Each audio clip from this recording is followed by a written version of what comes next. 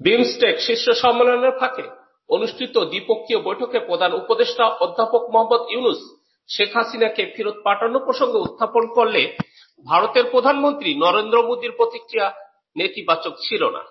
নিজের verified Facebook পেজে এ তথ্য জানান প্রধান উপদেষ্টার প্রেস সচিব শফিকুল আলম।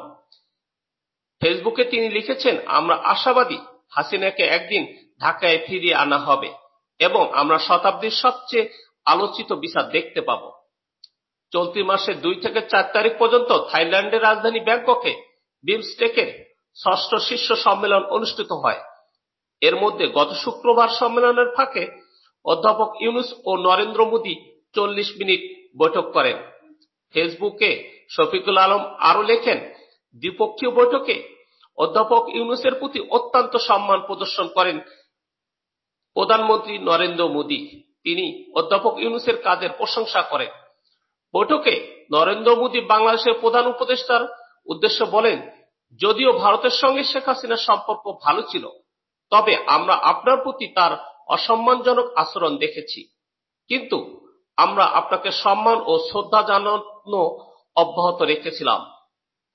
শফিকুল আলম লিখেছেন, ভারত বাংলাদেশের সঙ্গে সম্পর্কের একটি নতুন দিকচিহ্ন তৈরি করতে চায়, এটা স্পষ্ট। বৈঠকে ভারতের প্রধানমন্ত্রী বারবার অধ্যাপক ইউনূসকে বলেন, ভারতের সম্পর্ক বাংলাদেশের জনগণের সঙ্গে, কোনো নির্দিষ্ট দল বা ব্যক্তির সঙ্গে নয়।